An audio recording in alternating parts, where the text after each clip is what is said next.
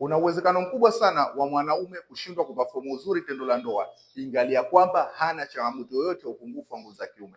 Yes, namaanisha kwamba inawezekana kabisa hauna changamoto yote ya upungufu wa nguvu za kiume, lakini hauwezi kushiriki tendo la ndoa. Hii ni kwa sababu ya kwamba una vitu ambavyo vinakupelekea wewe kushindwa kuperform uzuri tendo la ndoa, na hivi vitu kama vitaendelea kukaa kwa muda mrefu, hivi ndio vinavyokupelekea kuwa na changamoto ya upungufu wa nguvu za kiume. Lakini kwa sasa hivi bado haujafika katika stage hilo, bali unashindwa tu kuperform uzuri tendo la ndoa. Na haya hapa ndo mambo matatu ambayo kama unayo ndo haya yanakupelekea kushindwa kuperform uzuri tendo la ndoa, na kama utaendelea kukaa nayo ndo haya yatakayokupelekea hiyo changamoto ambayo unayohofia ya kuwa na changamoto ya upungufu wa nguvu za kiume. Nisikilize kwa umakini. Jambo la tatu ndio jambo la muhimu zaidi ambalo linakwaza wanaume wengi sana.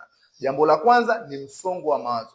Ikiwa mwanaume ana changamoto ya msongo wa mawazo, aidha katika mahusiano yake au kutokana na msongo wa mawazo kutokana na issue ya maisha, yani aidha kipato chake ni kigumu au anafanya kazi ngumu kiasi kwamba zinamtia mawazo, basi hizi zinaweza kumpelekea mwanaume kushindwa kuperform uzuri tendo la ndoa. Inawezekana akawa hana changamoto yote ya upungufu wa nguvu za kiume, mzunguko wa damu uko sawa, homoni zake zinazalishwa uzuri, lakini kutokana na hii stress alizokuwa nazo zinampelekea kushindwa kuzalishwa homoni nzuri za kiume, yani testosterone, kutokana na kuzalishwa kwa hormones ambazo tunaita hormones za cortisol ambazo zinachochewa na mawazo alionayo. Lakini jambo la pili ambalo mwanaume kama utaendelea kukaa nalo linaweza kupelekea kushindwa kuperform uzuri tendo la ndoa ni kutokupata muda wa kupumzika. Yani ikiwa unafanya kazi overdose, haupumziki asubuhi mpaka usiku, wewe ni mtu wa kazi, unashindwa kupata muda wa kupumzika, na ukirudi nyumbani unalala tu. Kama utakuwa unaenda na mwendo wa namna hii, unafanya kazi kumaliza, yani haufanyi kazi kwa kurelax, unafanya kazi sawa,